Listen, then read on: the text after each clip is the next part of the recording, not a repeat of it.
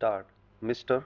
Vice Chairman, sir, I would like to speak on this bill in the interest of the rapid economic growth in the country. If the nation grows from strength to strength economically, leading to eradication of the degrading and disheartening poverty of the people of India, the workers of this nation would also benefit and they would also go above the poverty line.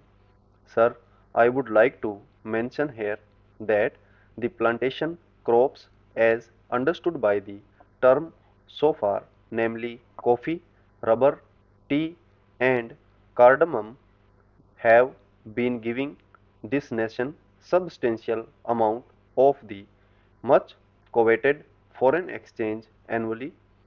It must be noted that coffee exports alone have given our country during the last 5 years over rupees 1000 crores in foreign exchange by way of export earnings and export duties. I must also bring to the attention of this House that the famed tea industry in India today has become a sick industry affecting lakhs of workers and the tea planters. Sir, we ought to know that in the agricultural sector, the plantation labor is the best organized one and is getting nearly the same treatment, facilities and amenities like the industrial labor.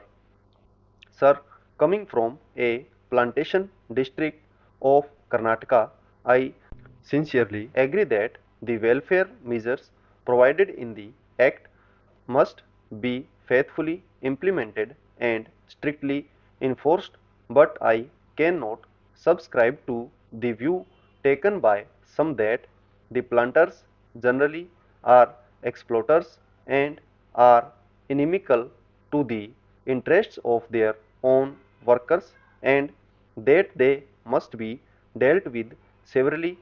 Sir, most of the planters of today are educated and they know that contented labor is conducive to productivity and peace in the states and therefore would like to provide all the welfare measures and amenities to the workers. Sir, I would like to point out some of the very draconian, discriminatory and invidious urban directed amendments made in the Plantations Labor Amendment Bill 1973. Sir, the Plantations Labor Act is sought to be applied now even to holdings of 5 hectares and above employing 15 persons and more. Originally, in the bill brought before the Joint Committee, it was sought to be applied to holdings of 6.5 hectares and above.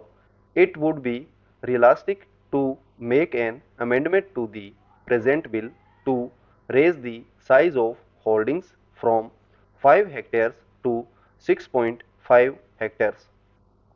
Sir, we must bear in mind the economic viability of small plantations of 5 hectares and the financial capacity of the small planters to fulfill the obligations cast on them to provide housing and crutch facilities. Those small planters in some cases are unable to provide themselves with houses and medical care as good as those intended for their workers in the bill. I am sure that good many small holdings will go into liquidation, unable to bear the burden when the prices fall, as in the case of tea today. I would emphatically say that clause 13 is not only draconian but discriminatory and it is most harsh and killing to the farming community of India whose hands feed and clothe the people, poor and rich. Sir, I strongly feel that the punishment with both compulsory fine and imprisonment is too severe for violation of a welfare legislation covered by the Act.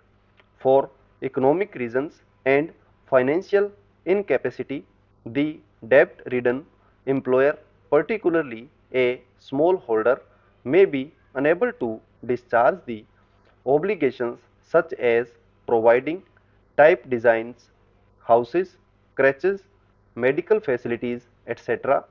In such cases, there is no point in sending the landholder to jail and collecting a fine from him for every day of default.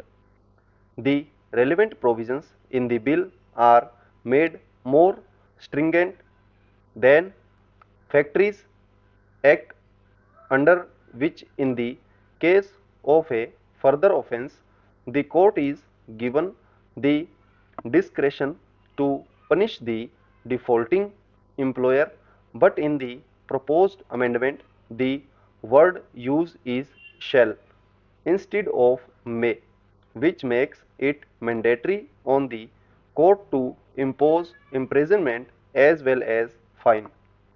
These provisions are too harsh and discriminatory, particularly in view of the fact that the bill seeks to bring in farms of 5 hectares, which are in the nature of peasant holdings under the scope of the Act. Sir, I would like to ask the government of the people, for the people, and by the people, in the name of the farmers of India, why it wants to treat a farmer as a criminal and to be imprisoned for such an offence, while it does not do so for a factory owner of a city. By making this comparison, I do not mean that a provision should be made in the relevant Factories Act to make the sentence of imprisonment compulsory for similar offences. Let me make it clear that I am not speaking against the interests of the workers in the plantations. I am only speaking against the stringent and invidious measures which have been provided in the bill affecting the rural employers and the invidious laws enacted for them. Stop.